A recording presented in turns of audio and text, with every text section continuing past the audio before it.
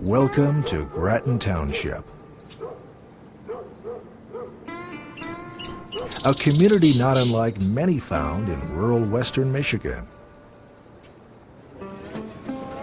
where the commerce is simple and the needs are basic.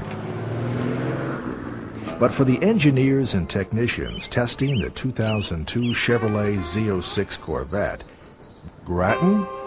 Well, Grattan rocks.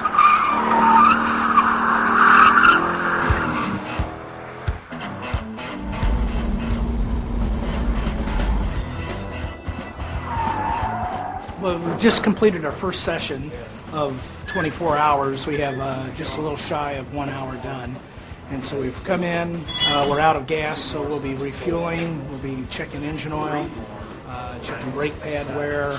When we run the 24-hour test, it's not 24 hours from beginning to end on a clock. It is 24 hours on the racetrack. So we begin the clock when we're out on the track, and when we come in, we stop the clock. We'll be doing this 24 more or 23 more times.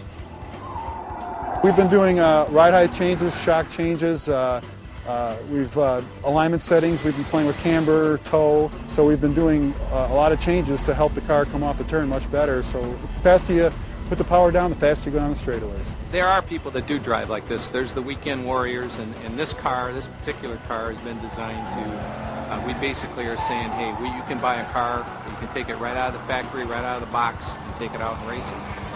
And that's what the whole thrust of this car is, and we want to prove to ourselves that it's really what we say it is.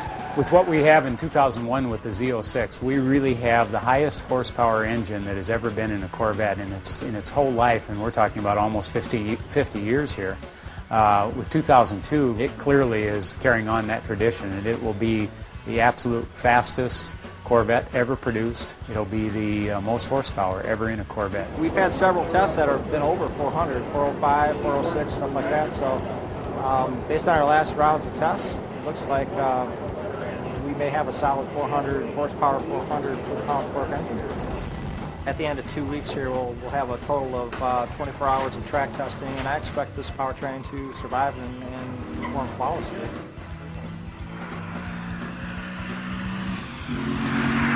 The things I like in a vehicle on the racetrack are the same kinds of things that people on the road like in a car. And if they work good for me out here on the racetrack when I'm at the limit, chances are they're going to work really well out on the street. And that's really phenomenal. The 2002 Z06, 405 horsepower, 400 foot-pounds of torque, and all Corvette.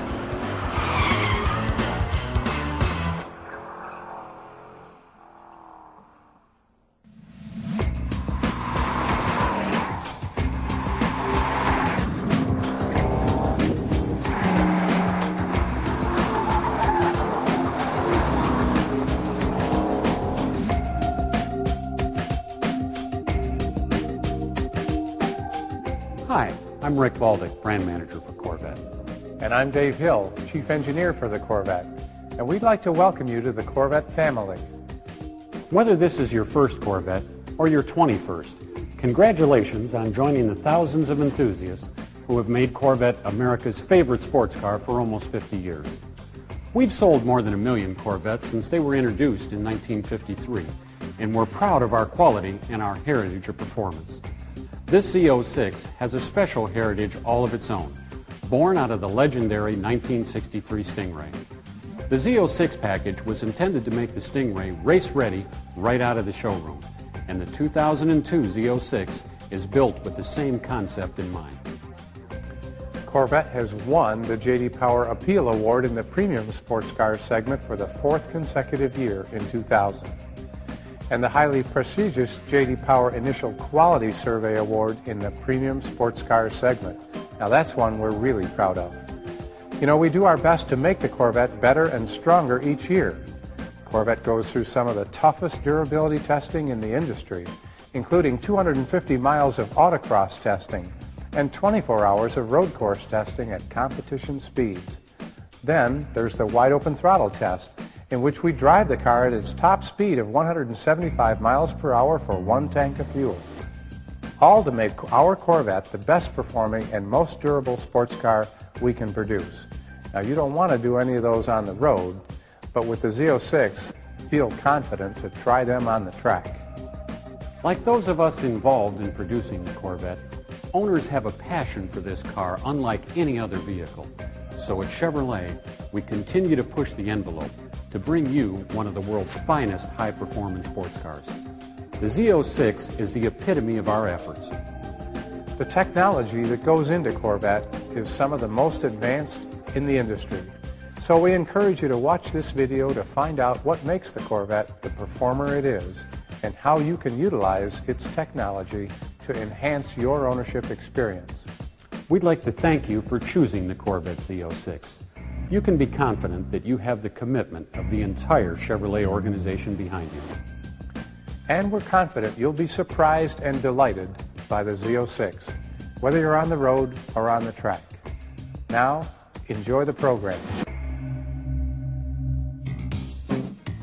The programs on this video explore the many facets of Corvette ownership. In the segment titled Your New Z06 Corvette, you'll hear from members of the engineering team about the design, technology, and features of your exciting new Z06. We'll pass along a few key ownership tips, as well as the information you'll need should you decide to race your Z06. The In the Driver's Seat segment provides a thorough cockpit orientation of the controls that are within your reach when you're sitting behind the wheel. The segment called Driving the DIC familiarizes you with the operation of your Corvette's advanced Driver Information Center. It's valuable information that can help you customize key features to your driving needs. In maintaining and caring for your Corvette, we'll review vehicle maintenance and care information that can help keep your new Corvette running well and looking good. Throughout the videotape, General Motors' top performance car engineers offer driving tips that will help you enjoy your Corvette to its fullest. When you need to go back and find specific information again, the enclosed program guide provides content summaries and time codes for each segment.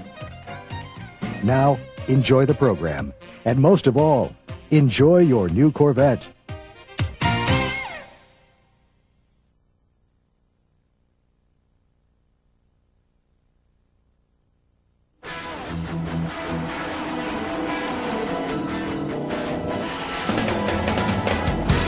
To excel on the road as well as the track. That's the essence of the Z06 concept, a concept whose roots go back to the 1963 Stingray. That year, competition-minded buyers could order a race-ready Vette by just checking the Z06 option box. With a laundry list of enhancements, the original Z06 Stingray took performance to new heights, taking the checkered flag in just its first race at the Los Angeles Times 3-hour Invitational. Thus, the legend was born. And now, almost 40 years later, it's back, refined and retooled to make the new Corvette Z06 one of the most exciting Corvettes ever.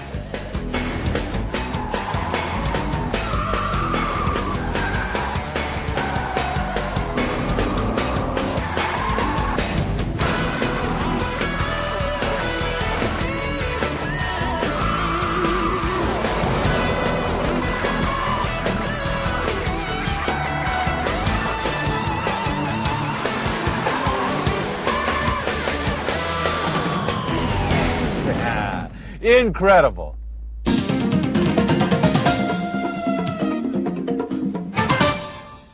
We're here at a track to showcase how the Corvette Z06 raises the standard for performance cars everywhere. This bona fide racer is guaranteed to boost your adrenaline and raise your pulse. Under the hood, you'll find the legendary LS6 engine. Now, I say legendary because the LS6 designation has been used only once before in Corvette history, on the 1971 Special Edition 454 V8, one of the most powerful production Corvette engines ever offered. The Corvette team has brought the LS6 back to pay homage to this outstanding performer and to stake its claim to its high-performance, street-legal heritage. Just a few minutes behind the wheel will convince you that the new LS6 is a worthy successor. Well, this engine was specifically designed for the Z06 Corvette, a real high-performance vehicle. and we wanted to make sure that the engine had the character that the vehicle was going to need. Basically, what we did when we designed this engine was focus on trying to bring the air into the engine and out as efficient as possible. So what we did is we actually revised the whole tooling of the intake, and we took the floor and dropped the floor of the plenum down and then modified the bell mouth of the runners into the cylinder head so that we could actually improve the airflow into the engine. We've also improved the combustion chamber of the engine. We increased the compression ratio from a 10.1 to 1 to a 10.5 to 1. The exhaust manifolds have also been redesigned. They're actually a thin wall cast iron manifold done primarily to improve the airflow, again, out of the engine, out of the exhaust port, as well as add improved durability for this high output package. One of the enablers to obtain the higher speed capability of the engine was to manage the airflow not only in and out of the engine, but also internally to the engine. The way we accomplish that with this is as the piston is actually flowing down, it actually tries to displace air. And we need to put that air someplace. And right now, as the piston flows down, what we've done is actually cast passages, slots, in the actual bulkhead of the block. And as the piston comes down, it displaces the air to adjacent cylinder bay. And therefore, we don't have that resistance, nor the air going back down to the crankcase and aerating the oil. We also expanded the whole bandwidth so that the vehicle is good from off the line all the way through 6,600 RPM. It's a real performance-orientated engine for that performance vehicle. One key feature for a high-performance engine is the camshaft and valve train. In fact, I consider the heart and soul of the engine. It really gives the character of the engine. We wanted to maintain our top-end performance without giving up any of our low-end torque. We did develop a cam profile that increased the lift from 13.3 millimeters to 14 millimeters. To complement the cam's high lift, we hollowed out the inlet and exhaust valves, as well as modified the valve springs, increasing its stiffness. So it really makes a high-performance engine for a high-performance vehicle.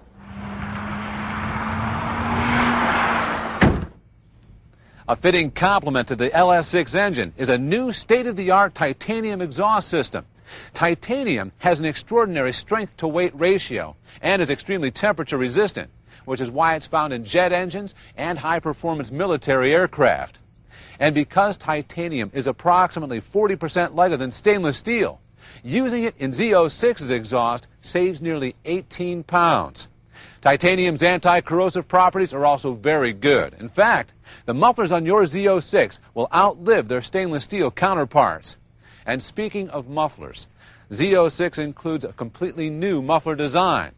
Large louver tubes inside the mufflers improve breathing and reduce back pressure to help the engine achieve maximum performance. The exhaust tips are different too, with 4 3.5-inch chrome flash tips that visually set the Z06 apart. But besides looking different, the exhaust system also sounds different. The mufflers have been specially tuned to deliver a low, sporty growl that's distinctive to the Z06.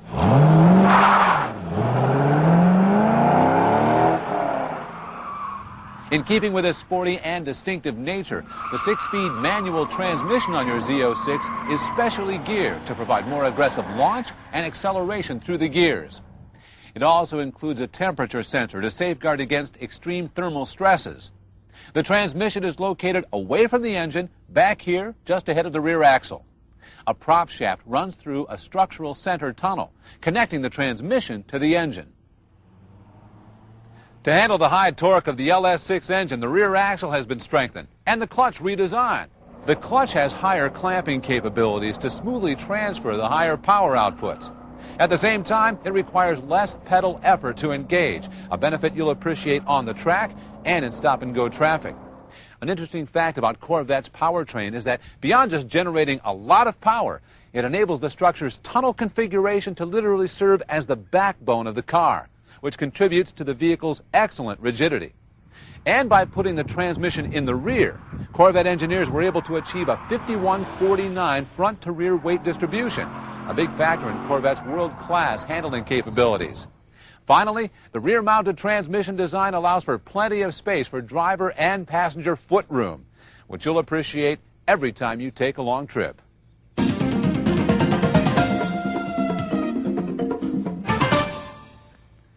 Corvette's great structure translates into a variety of benefits to you as a driver. It provides a comfortable ride, responsive, controlled handling, and precise steering control, whether you're racing on the track or just running around town.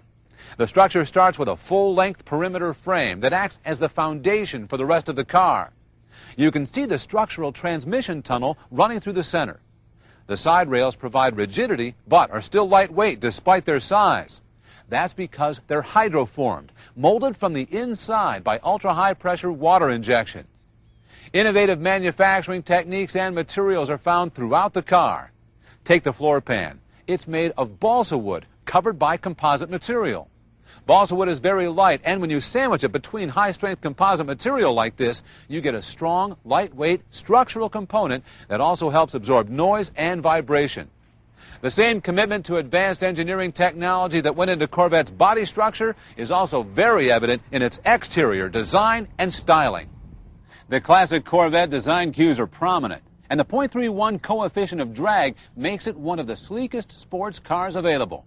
In contrast to the standard Corvette, your Z06 has functional air intakes in the front fascia with stainless steel grille inserts. The air intakes help improve airflow to the engine air inlet. In the rear, brake cooling scoops located just ahead of the rear wheels also help distinguish the Z06. The scoops direct cool air to the rear brakes to help reduce temperatures under heavy usage, a very significant benefit, especially on the racetrack.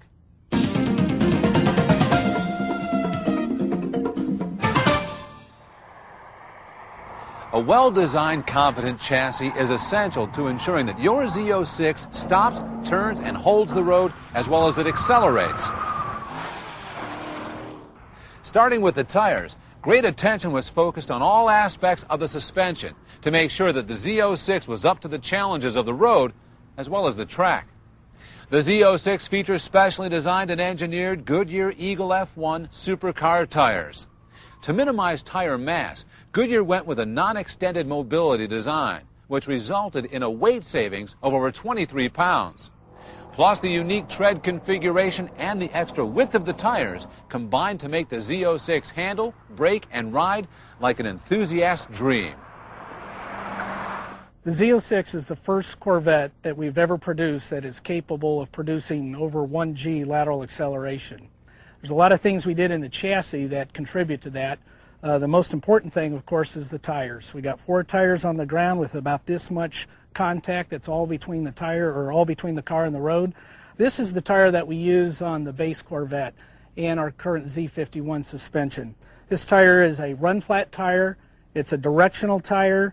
The grooves are cut from the center, swinging out. It's meant to move in a certain direction.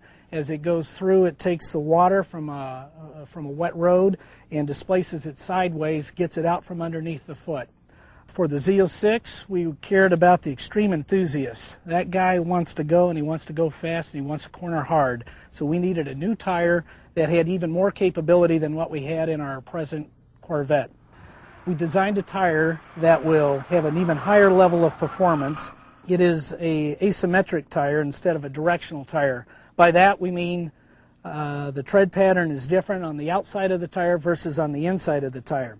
The outside of the tire is got very large elements with very small grooves. They're very stable elements, and they can generate a tremendous amount of cornering power. The inside elements are there to give us still some range performance, not as much range performance as we had with the current F1 GS tire, but still some range performance. Very large grooves, they get the water out. The wheels on the Z06 are special too. In fact, they're the most mass-efficient aluminum wheels ever produced for Corvette. Plus, they look great. The light gray complexion contrasts perfectly with the torch red brake calipers, a signature look for your Z06. Complementing these high-performance wheels and tires, the Z06 exclusive FE4 four-wheel independent suspension features a short and long arm, or SLA, design at all 4 corners. SLA is also known as a double wishbone due to the V-like shape of the upper and lower control arms. In contrast to the standard Corvette suspension, the FE4 has received several enhancements to better handle the aggressive high-speed maneuvers you'll encounter on the track.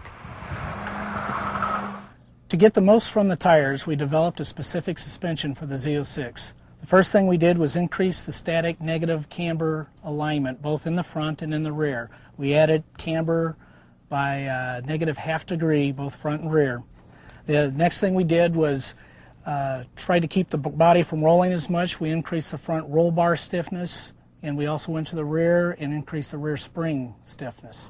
Both of those things keep the body flatter. That keeps the tire flatter. That generates more cornering power. The rear spring has another benefit by keeping the back of the car from squatting down as much when you're accelerating. That helps put more power to the ground by keeping the back of the car off of the jounce bumper. In addition, we shorten the jounce bumper for the same reason. Final thing we did for the Z06 suspension is valved a specific shock valving. It has tighter, lower speed body control. That gives us more control during quick transitions through slaloms and chicanes. Helping you maintain the ultimate control as a driver is Corvette's standard active handling system. In simple terms, active handling helps correct the difference between the driver's intended direction for the car during a turn and the actual direction. Its benefits are most noticeable during slippery road conditions or performance handling situations. It's truly the next step in the evolution of Corvette's ABS and traction control. Now, to measure the driver's intended cornering direction, the system incorporates a steering wheel angle sensor, individual wheel sensors, an accelerator pedal sensor, a brake switch, and a master cylinder pressure sensor. It uses this information to determine the driver's desired yaw rate and speed. Yaw rate is simply the speed at which the car turns or rotates as it corners. The system also measures the car's actual yaw rate and lateral acceleration using two new and specific transducers, an accelerometer and a yaw rate sensor. The active handling system activates when there's a significant enough difference between how the driver intends for the car to corner and how it is actually cornering. It automatically applies any of the vehicle's 4 brakes to assist in correcting the situation. Now here's an animation developed by our engineering team to help show the performance of active handling. It simulates an aggressive lane change maneuver on a wet surface. The white car is equipped with active handling, and the blue car is not. As the car enters the maneuver, the driver applies more steering input than the car can react to. The car starts to push or understeer. The active handling system senses this and applies the inside rear brake, helping to pull the car into the corner. Once the car is in the left lane, the driver tries to straighten it out, but the yaw inertia of the car causes it to turn more than the driver wanted. Active handling reacts to this oversteer condition by applying the outside front wheel brake. The resulting torque helps keep the rear end of the car from getting too loose. As the driver returns to the right lane, a similar sequence of events unfolds, worsened by the whipping action of the maneuver. The active handling system assists the driver in maintaining control by applying the brakes appropriately. This affords the driver a greater level of control, as well as gradually slowing the car to a more manageable speed. The overall effectiveness of the Corvette active handling system, or any similar system, is directly related to the available tire traction and the aggressiveness of the given maneuver. Active handling is designed to better utilize available traction to assist the driver, but it cannot overcome the laws of physics. The active handling system reacts only in extreme situations, so special care should be taken when the system does activate, because that's a clear signal that the vehicle or tire limits are being exceeded. Now, in most situations, the system will help the driver maintain control without being intrusive. Corvette's active handling is also the first system of this type to offer a dual mode operation. You can select the competitive driving mode for autocross or gymkhana competition. The competitive mode maintains the individual wheel braking of active handling, but it disables traction control. Our testing indicates that the lap times of typical Corvette drivers will likely improve with this new system, especially if the driver is just learning the course. Just like the suspension system, Corvette's MagnaSteer variable effort steering system is designed to perform well through a variety of driving situations. It provides easier turning effort at low speeds, like in parking lots, and firmer steering feel at highway speeds. Corvette's interior serves a dual role, emphasizing driver control while providing exceptional comfort. The bucket seats have lateral support, back angle adjustments, and a 6-way power driver seat adjuster. Now, there are times when you may notice a little play in the seat back. That's perfectly normal. The seat is designed that way to prevent damage that may be caused by moving the seat rearward when it's fully reclined. Now, the best way to recline your seat is to first move it to your preferred distance from the foot pedals. Then lean forward, taking most of your weight off the seat back. Lift the lever to recline the seat. Release the lever, and then sit back. Once you're in the proper driving position, Corvette's head-up display feature helps you keep track of critical display functions without taking your eyes off the road. The head-up display system takes the display information, puts it through an optical system, and projects it up onto your windshield. It's taken from aircraft technology that's been around for a number of years. The Corvette head-up display was designed to be able to accommodate mostly the performance driver. It allows the driver now to be able to see their tack, gauges, and other information that other head-up displays don't provide. There are 4 key components to your head-up display. The head-up display itself, the windshield, which contains a scientifically adjusted anti-lacerative layer which provides a nice crisp image to the driver, the instrument cluster, which provides the data to the HUD to keep it accurate, and the switches, which are located here on the left side of the instrument cluster. The top switch, or the page switch, allows the driver to be able to add and subtract format to their preference. The dimmer switch allows the driver to be able to adjust their image to a brightness level which they're comfortable. And the display switch allows the driver to be able to adjust the image and center it within their seated height. Some of the key things to remember when using your head-up display are to be able to keep your brightness down to the lowest level possible where you're still comfortable driving and you can still see the image. One of the other things is to try to keep your content down. For instance, if you're driving in the city, you may not want to have all your information up. You may want to limit it to just your speed. If you are driving under a high-pressure situation during a race, for instance, you may want to have your tack and your gauge information showing. There's really no special care required for your head-up display. If you do need to clean the lens, just use a piece of cloth and some household glass cleaner and go ahead and wipe the lens. Be very careful, though, not to press too hard.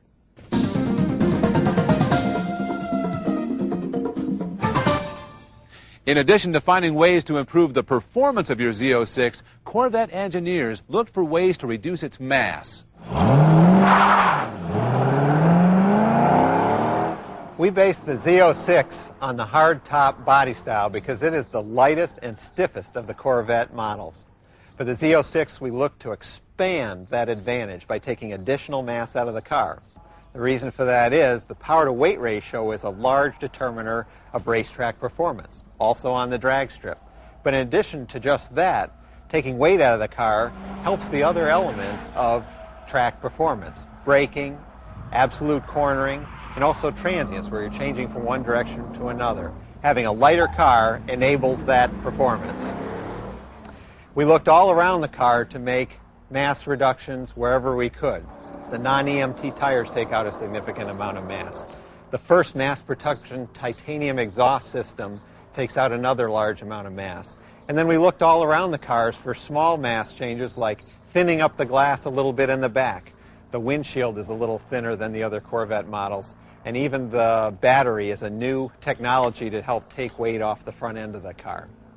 The final result, when we are all done, is that the Z06 is 38 pounds lighter, and that's in spite of numerous content additions, the stiffened chassis, the upgraded motor, and the body panels. All taken together, this car weighs about 117 pounds lighter than the typical convertible or coupe. With the power you've heard about and the reduced mass, this Z06 will be a force to be reckoned with amongst high-performance sports cars.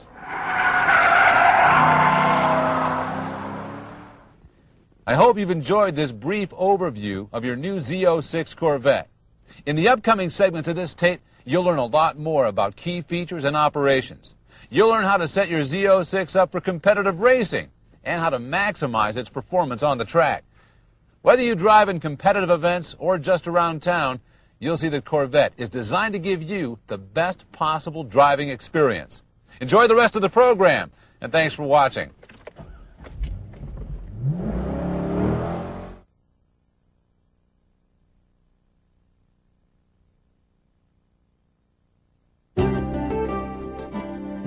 The Corvette doesn't require any special break-in period above and beyond what you would do for any new car. Basically what that means is for the first 500 miles you want to take it easy. That means limiting wide open throttle, accelerations, When launching the car from rest, you want to take it easy in either a manual or an automatic. And you want to try to keep the car seeing a variety of speeds during the course of that 500 miles. Try not to have the engine running at 1 RPM or 1 steady state speed for an extended period during that time. The reason for that is that the mechanical parts are seating together. They're meshing together for the first time, and they're wearing together to create a smooth running machine. If you put a lot of energy into the car, either through heavy braking or high intensity accelerations, you could create some wear patterns that would result in either noise or the car may not be as smooth as it could have been. For brakes, this especially important part is the first 200 miles. You want to make sure that you leave enough room in traffic that you never have to get into a panic stop situation, that for those first 200 miles you can brake moderately at all times. It is true that the Corvette air dam is quite low to the ground. The reason it's there is aerodynamics. All the Corvette models need to have extremely good aerodynamics. Now, sports cars are not naturally aerodynamic. They tend to be wide and low, they tend to have big tires, they have large engines that need a lot of air for cooling. So aerodynamic achievement is very difficult on a sports car, yet it is absolutely essential for the Corvette so that we can have the astonishing acceleration performance and powertrain performance coupled with surprisingly good fuel economy and no gas guzzler tax. One of the ways we achieved that aerodynamic performance was to bring this air dam or valance down close to the ground. It sits about 4 or 5 inches above the ground, and so it can make contact on large road obstacles such as large speed bumps or steep driveway ramps. It's designed to accommodate those kinds of obstacles. It consists of 3 pieces, 2 outboard sections that are made of a tough, flexible plastic, and a center section that also flexes quite a long way and can spring back into position. In spite of the robust design of the air dam, the best advice I can give is to follow the instructions in the owner's manual. Namely, use caution when approaching obstacles in the road. Large speed bumps, curbs, steep driveway ramps should all be approached with caution. The best idea is to get the car slowed down before you get to the obstacle. The reason is you don't want to be braking as you make contact with the obstacle, because the braking actually pushes the nose of the car down and makes the air dam even lower than it already is. So following those directions, you may hear some noise in the car when the air dam makes contact with those obstacles, but it will flex out of the way and will continue to perform its important aerodynamic and engine cooling functions. Some customers have asked about a mechanical buzz or rattle noise coming from underneath the car. It sounds like this.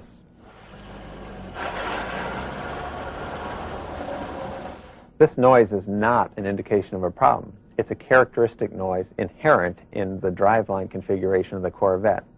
With a high output V8 engine in the front and a high capacity rear mounted transmission, that noise is simply inherent characteristic of that driveline design.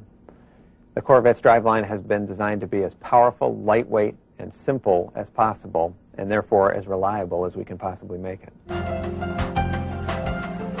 Another question we get from manual transmission customers concerns the skip shift feature. This system guides the shift lever from first to fourth under light-duty conditions and has been on Corvettes since the 6-speed manual transmission was introduced in 1989. Its purpose is to enable the best possible fuel economy in city driving while offering the maximum performance when demanded. The fuel efficiency of many high-performance sports cars causes their buyers to pay substantial gas guzzler taxes. We have tried to make the skip shift feature as unintrusive as possible to give you the best fuel efficiency around town. Your owner's manual gives more details on the exact conditions under which the skip shift will operate. Skip shift is just another way we have designed your Corvette to achieve astonishing performance and fuel economy and avoid this tax penalty. I'd like to make sure there's no confusion on the proper operation of the Corvette's optional electronic HVAC control. You will see the AC light come on whenever the air conditioning compressor is engaged. This can cause confusion when you select the defrost mode, especially when it's cold out. Most of the time, the AC light will come on even when you have the temperature set to warm up the car. This is because the compressor engages to take the moisture out of the air. This makes the defroster function much more effectively and will not slow down how quickly the car warms up.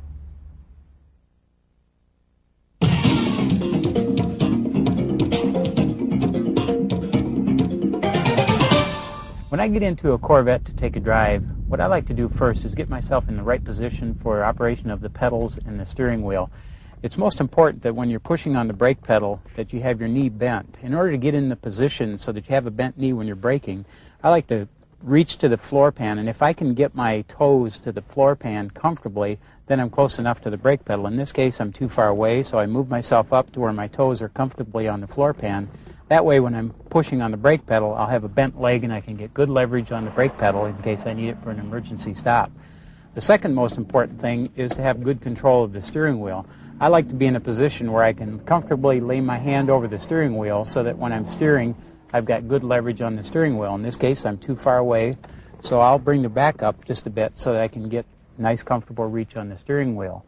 Most of maintaining the proper seating position is designed into the seat and the controls, but the seat belt is also part of the overall seating position in the Corvette.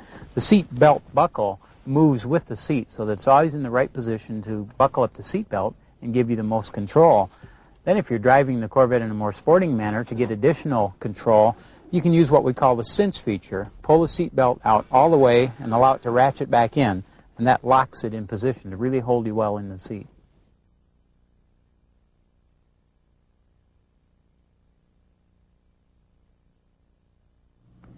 The Z06 Corvette is a very high-performance sports car, so if you're going to take it out on the track, there's a few things you need to keep in mind. Let's go for a ride and we'll talk about it.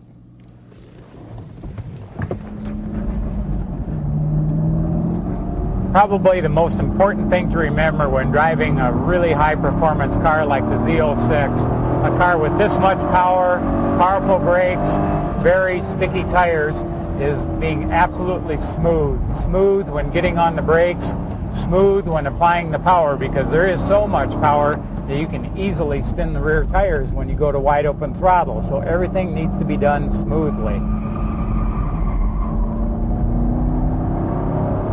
Even down at the end of the straightaway coming into the turn, don't really stand on the brakes. Apply the brakes smoothly and take them up to full power gradually. Let off them smoothly. When you do it that way, the transition into the turn will be a lot smoother. Do nice, smooth heel and toe downshifts. You'll find that most of the time when going through transitions like this, that you won't need to use all of the track because the cars will be going so fast that you don't have time to get back over to the other part of the track, like this section right here. You could actually hear the rear tires spin just a little bit going over the hill. So whenever you're on an over-the-hill turn like this, be very careful about going to wide open throttle, because as the rear end gets light, the tires will start spinning. Brake very smoothly, turn in, apply the power very smoothly.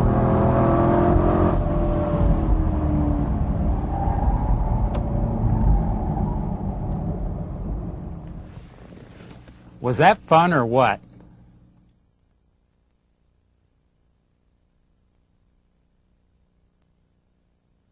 When setting the Z06 suspension up for racing, the first and most important thing you need to do is add an extra quart of engine oil. The reason why adding that quart of oil is important, and we mention it in the owner's manual, is because when you're cornering very hard, very high limits that the Z06 is capable of, that oil gets slung to the outside of the engine up in the valve cover, and it doesn't drain back. Nothing can drain back because of that 1G acceleration. So we protect the engine by asking the customer in those types of environments, racing, whether it's autocrossing or on the track, to add an extra quart of oil, and that'll protect the engine. The second thing that you need to do, in the front suspension, you can make a camber alignment adjustment. Add more negative camber. Negative camber means taking the top of the tire and tilting it in. What that does is takes the foot of the tire on the outside tire and make it more square when the car is cornering and rolled over in a corner. We are able to adjust that camber in a couple of different ways. We can make an adjustment at the upper control arm by removing some shims where the control arm attaches to the frame rail. That sucks the top of the tire into the body. Then you can go to the bottom. The lower control arm is attached to the cradle. with a cam bolt, and you can adjust that out, moving the lower control arm out, taking the bottom of the tire and tipping it out. If you make those adjustments on both sides, you should be able to achieve between -1.5 degrees negative camber to -2.5 degrees camber, and you should find somewhere in that range suitable for most track events. The next thing that you need to do is go ahead and lower the car. You can make adjustments in lowering the car where our composite leaf spring attaches or sets on our lower front control arms with a little pogo stick. That pogo stick is threaded, and you can lift the spring up off the control arm, thread it in, and drop the bottom of the car. You need to be very careful how much you lower the front of the car, because if you lower it too much, you end up setting on the jounce bumper. The jounce bumper adds spring rate to the front suspension. If you take the front suspension roll stiffness up too high by having a very high spring rate, you'll disturb the balance of the car and the car will understeer, and you won't be able to fix that. So you can lower the car, but you don't want to lower it too much. You want to lower in the range of about 10 to 15 millimeters below our nominal spec. When you lower the front suspension, you want to be careful to lower it by the same amount on both sides. If you lower it more on one side than the other, then you can produce a wedge that will give the car an understeer effect in one direction and an oversteer effect in the other direction. So it's important that you lower it by the same amount, and it's important that you don't lower it too much. In the back of the car, you want to do exactly the same thing. You would like to increase the negative camber of the car to generate more coring power. You do that by taking the top of the tire, tilting it in. We have no adjustment for the upper control arm like we do in the front. So you have to go to the lower control arm. We have a cam bolt adjustment similar to what we have in the front, and you adjust that so that the lower control arm moves out. That gives us the negative camber. You want to maximize it and make sure that you have the same amount on both sides. You'll be in the range of -3/4 degree to -1 degree camber. You can further increase the camber by lowering the back of the car because you get up on the camber curve. But you want to be careful, just like in the front, to not lower the car too much, around 10 to 15 millimeters. If you lower it too much, you'll contact the jounce bumper. That'll disturb the balance of the car. You'll oversteer. Also, when you lower the car, you want to make sure that, just like in the front, you lower it by the same amount so that you don't produce a wedge, as I spoke of earlier.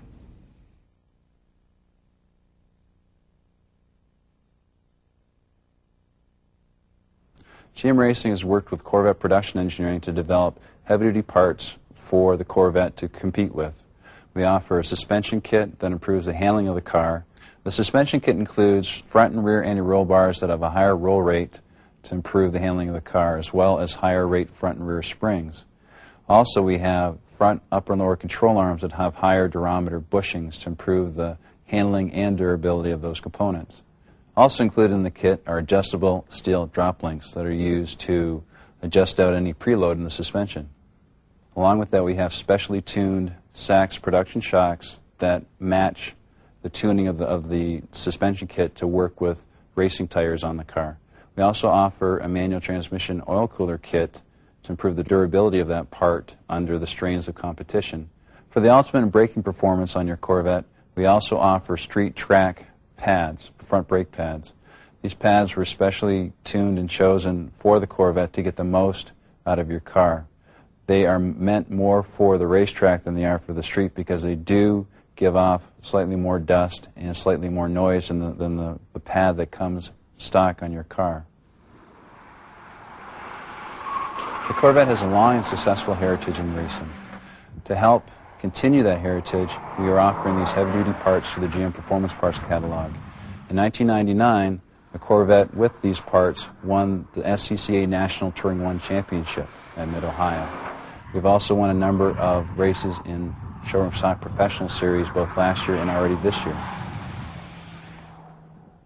If you're interested in these parts or how they're used or applied, you can get more information from the GM Goodwrench website, which is gmgoodwrench.com, or the GM Performance Parts website, which is spoperformanceparts.com. You can send them an email and they'll reply back to you with the information that you're requesting.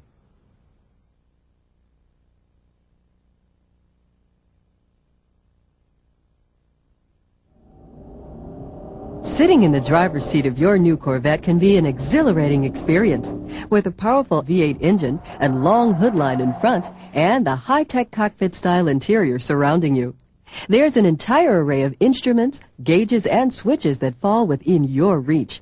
While it's definitely exciting, it can also seem a little overwhelming at first glance.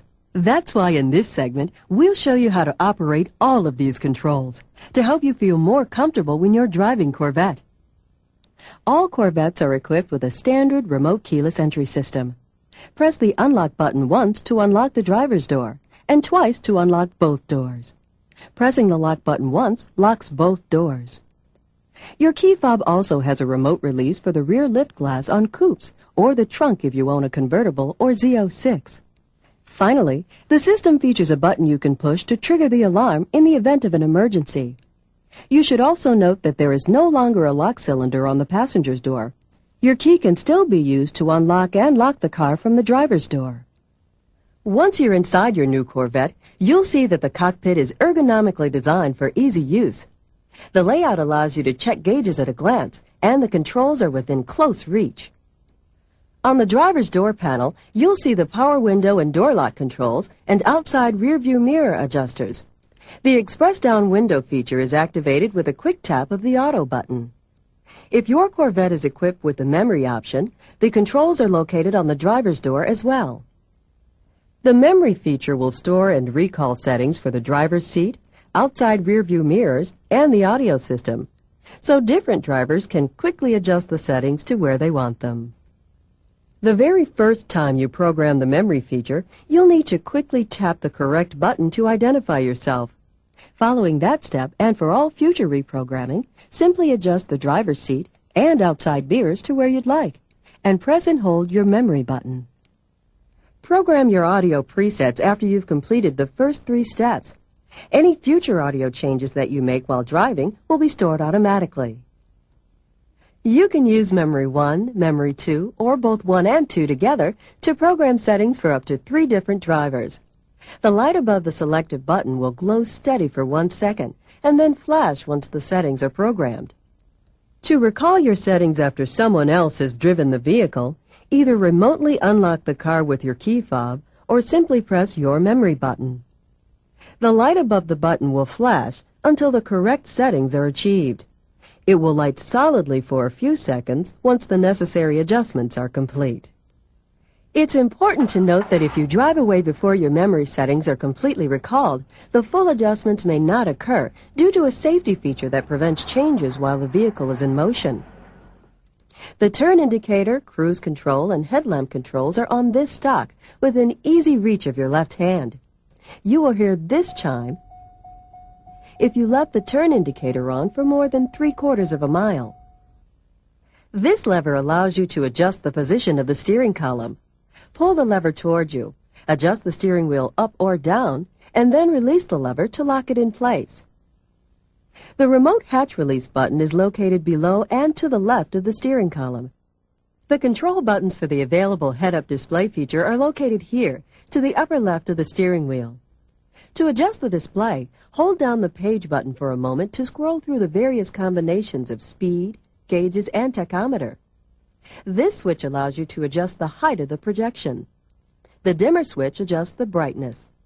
However, the system does have a light-sensitive automatic adjuster to help minimize the use of the dimmer for hands-free operation. Also, polarized sunglasses may interfere with your ability to see the head-up display.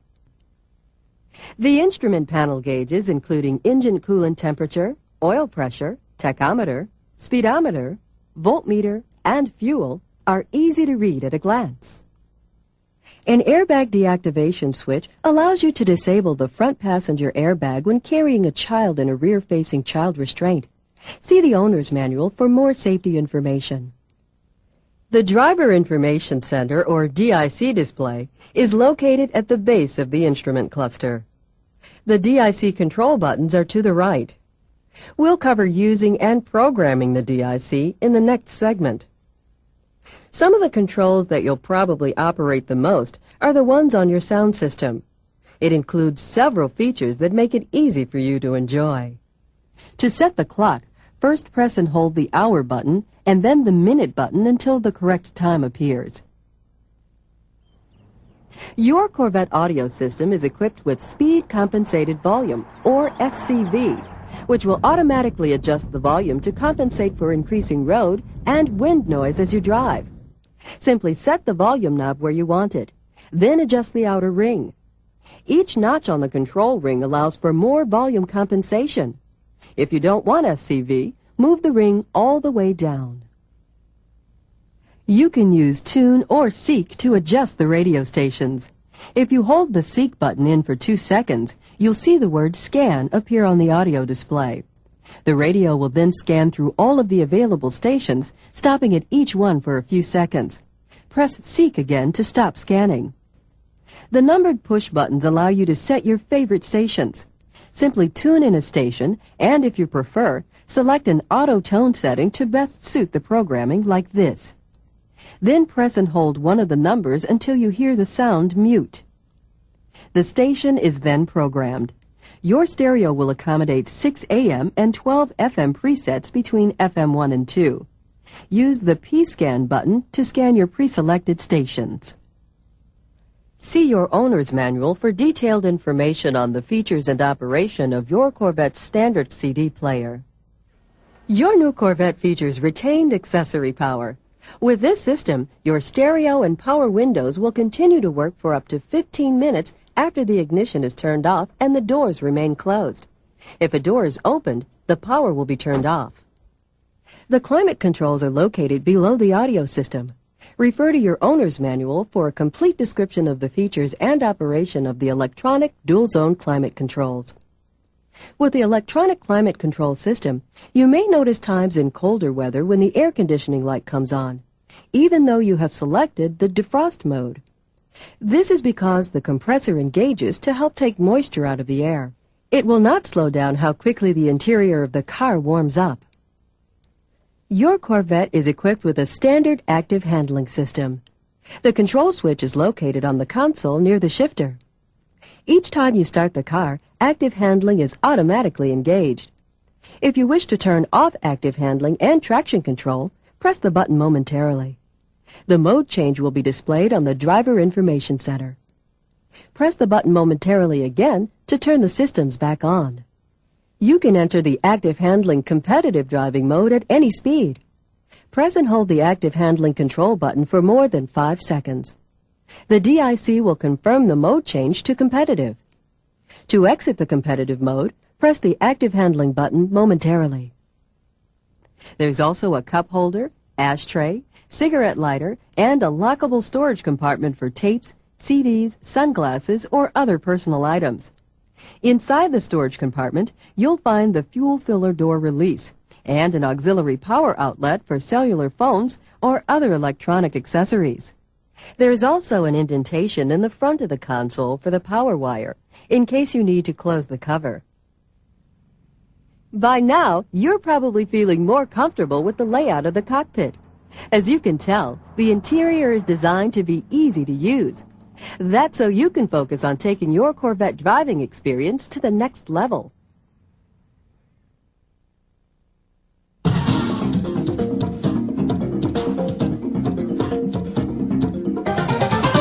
When we designed the cockpit controls in the Corvette, we designed them so that the things that you needed the most, that were most important for maintaining safety as well as security and control of the Corvette, were right at your fingertips. Wiper controls can be operated without taking your hands off the steering wheel.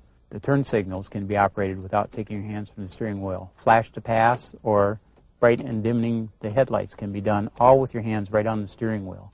It's extremely important that the outside rearview mirrors be adjusted properly, in particular to pick up the blind spots, especially for when entering a freeway or changing lanes on a freeway. When you adjust the mirrors, if you adjust them in so that you can just barely see the side of the car and then adjust them a little bit further outboard so that you can't see the side of the car, that should be a very good starting point to be able to see cars that are in your blind spot. The instrumentation and the Driver Information Center are all set up so that just a quick glance from the road can give you all the information you need for the Corvette. One of the most important aspects of maintaining the Corvette's performance is the tire pressures. The proper cold pressure is 30 psi, and when fully warmed up, 33 to 34 psi is the best pressure for maintaining the performance of the Corvette.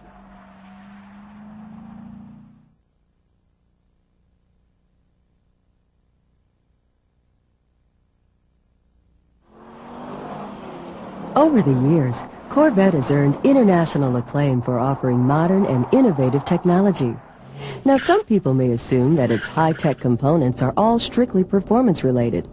But one of Corvette's most cutting-edge features isn't under the hood, part of the suspension package, or in the body structure. In fact, it's in your instrument panel.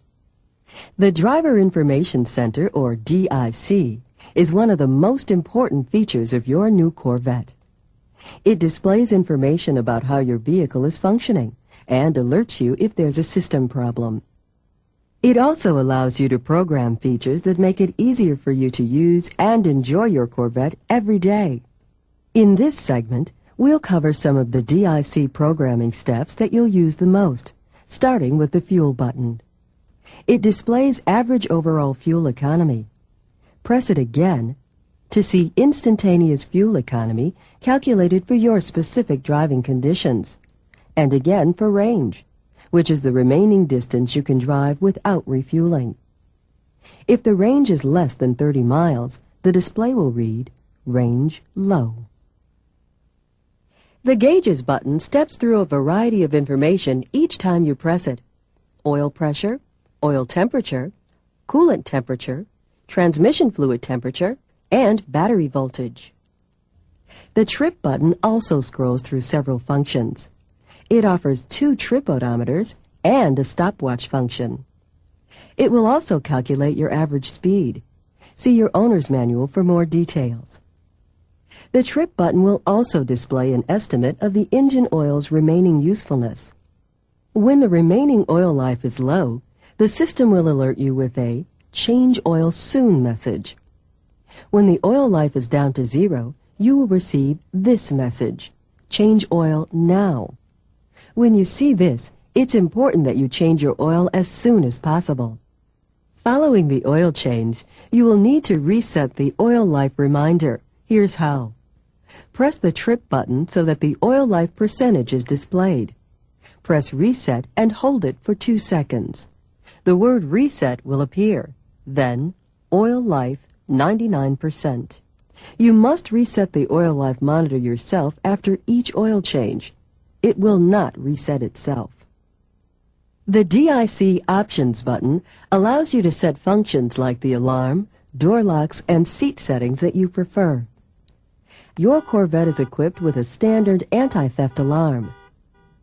The alarm activates automatically every time you leave the car and lock the doors using the lock button on the key fob, or if you press the power door lock button while the door is open when you're exiting the vehicle. Now you can choose how you'd like your Corvette to alert you that the alarm system is active. Press the Reset button to scroll through the available options for this feature. If you choose Lock and Arm Off, your vehicle will not alert you that the alarm has been set. However, your alarm system is still active.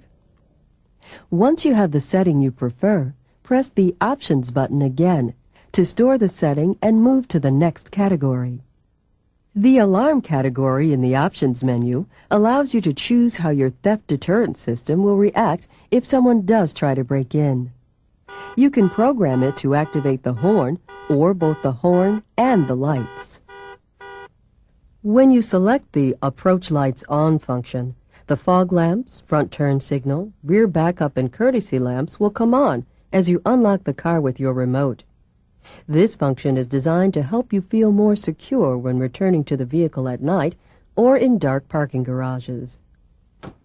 Auto Lock allows you to set your Corvette to automatically lock the doors when vehicle speed reaches 10 miles per hour on manual transmission cars, or when you shift into drive with an automatic transmission. Auto Unlock will unlock the doors when the key is removed from the ignition. The Seat Easy Entry function makes it easy for you to enter and exit the vehicle by automatically moving the seat forward when the key is inserted into the ignition or back when the key is removed. The language function allows you to choose whether you'd like your DIC display in English, French, German, or Spanish. The last item we'll cover on the DIC is the English metric button. This will automatically adjust all the digital readouts and the speedometer to the measurement scale of your choice. You'll notice that the speedometer has only one set of numbers. The needle will indicate the appropriate speed based on your selection. As you can tell by now, the DIC is an integral part of the Corvette experience, just as much as the powertrain and the body structure. From alerting you to a tire pressure loss to customizing your alarm system, the DIC makes it easy for you to drive your Corvette every day. It's technology that makes sense.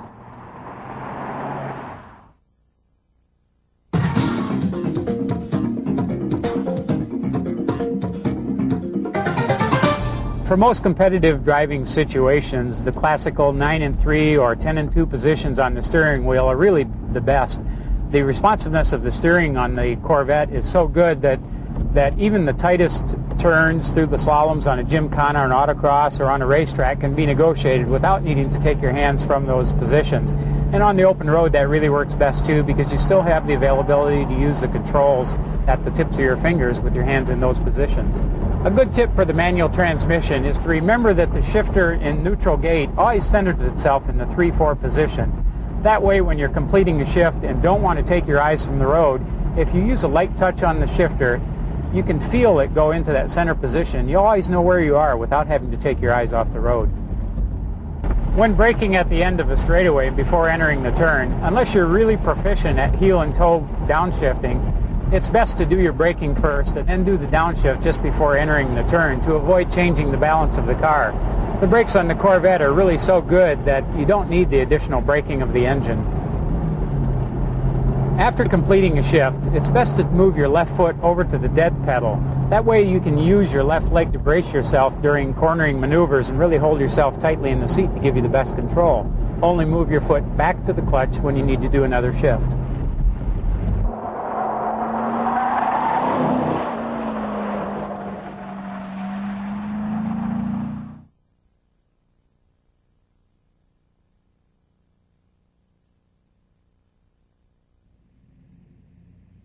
Keeping your new Corvette looking good and running well is one of the great joys of Corvette ownership. In this segment, we'll talk about steps you can take to help keep your Corvette looking and driving like it's fresh off the showroom floor. We'll start with proper maintenance under the hood. Corvette's engine compartment is laid out for easy access to important components: the battery, coolant surge tank and reservoir, engine oil dipstick, engine oil fill cap, air cleaner, power steering fluid reservoir, brake fluid reservoir, hydraulic clutch fluid reservoir if equipped, and windshield washer fluid are all within easy reach. Your Corvette's 5.7-liter LS1 or LS6 V8 engine requires oil meeting a special GM oil standard. If you use oils that don't meet this standard, you can cause engine damage not covered by your warranty. General Motors recommends using SAE 5W30 weight motor oil. Under normal operating conditions, you'll only need to change your Corvette's oil every 15,000 miles, or 1 year maximum, and that's just one of Corvette's long-life maintenance items. Corvette's platinum-tipped spark plugs are designed to last 5 years or 100,000 miles, whichever comes first. The cooling system in your Corvette is filled with long-life DexCool engine coolant. This coolant is designed to remain in your vehicle for 5 years or 150,000 miles, whichever comes first. When you add coolant, use only a 50-50 mixture of clean water and DexCool. If you use another type of coolant, you could cause premature engine, heater core, or radiator corrosion.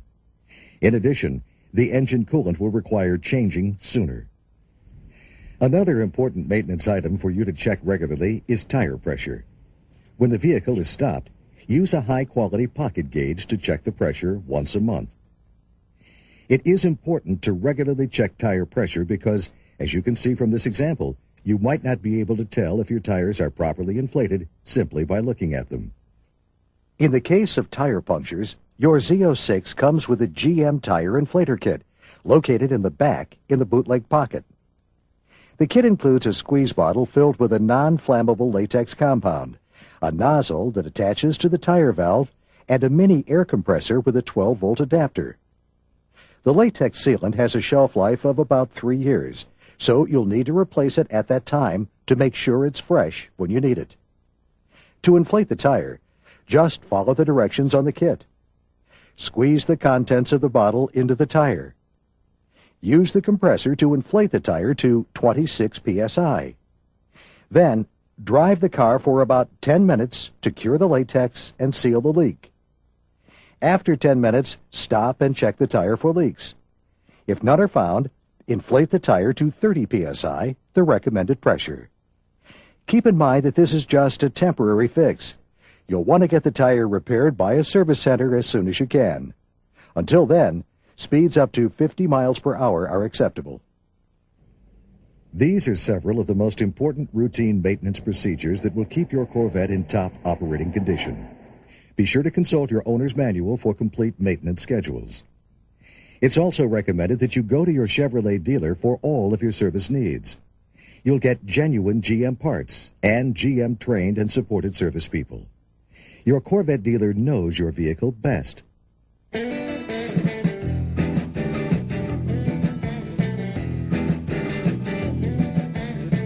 A big part of the fun of owning a Corvette is keeping it looking sharp. After all, what beats cruising around town in a sleek, gleaming Corvette? The best way to preserve your Corvette showroom shine is to keep it clean, washing it often with lukewarm or cold water. It's best to wash it in a shady area, away from the bright rays of the sun. Use only mild detergent soap. Don't use abrasive or petroleum-based detergents that can damage your car's paint finish. If you plan on using an automatic car wash, be sure to speak with the manager first. Some conveyor systems may not have enough clearance for the Corvette's undercarriage or its wide rear tires. This can damage your car. The paint finish on your Corvette is base coat clear coat. With this process, a layer of clear paint is applied over the color coat to help lock in the vibrant hues. Always use non-abrasive waxes and polishes that are made for this type of finish, and apply and remove waxes with a light touch.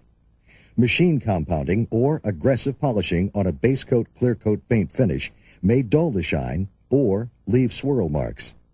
Keep your Corvette's aluminum wheels clean using a soft cloth with mild soap and water. The surface of the wheels is similar to the painted surface of your vehicle. Avoid abrasive polishes or brushes because these may damage it. Clean your tires with a stiff brush and a tire cleaner. When applying a tire dressing, always take care to wipe off any overspray or splash that falls on painted surfaces or the wheels, as it may damage the finish. For more information on Corvette car care tips, refer to your owner's manual, or visit your Chevrolet dealer to choose from a full line of GM car care products.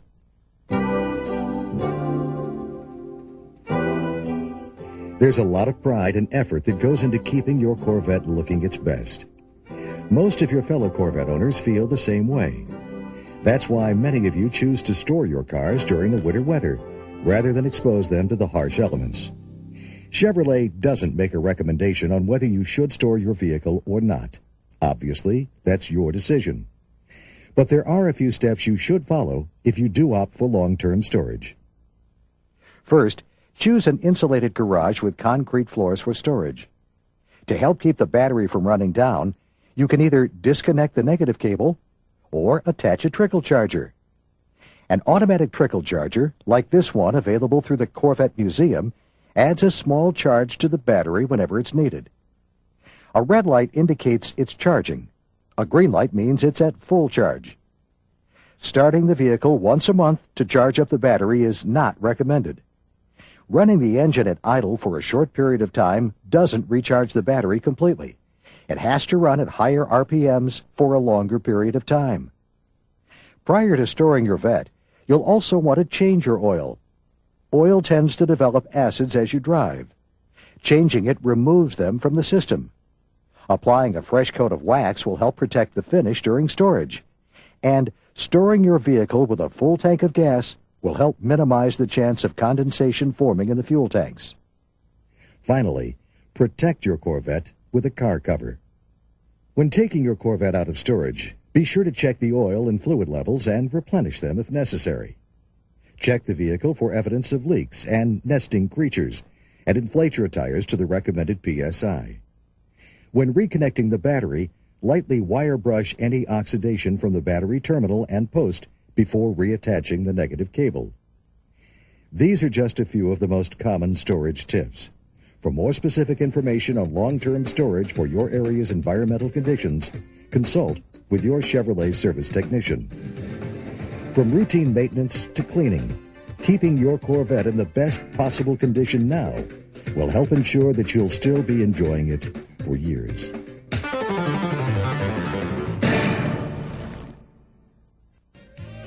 For a catalog of the Corvette apparel seen in this video, as well as other officially licensed Corvette merchandise, please call toll-free 1-888-773-3396.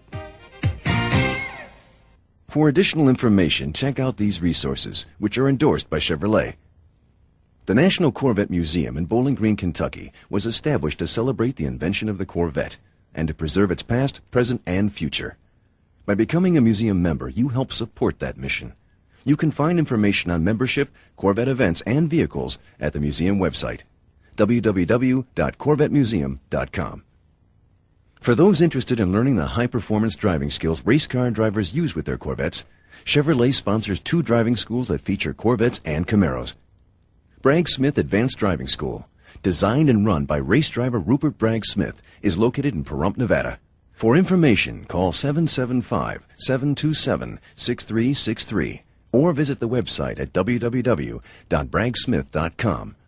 Another championship racer, Justin Bell, operates the Justin Bell GT Driving School in West Palm Beach, Florida. For information, call toll-free 877-468-3666 or visit the website at www.justinbellgt.com.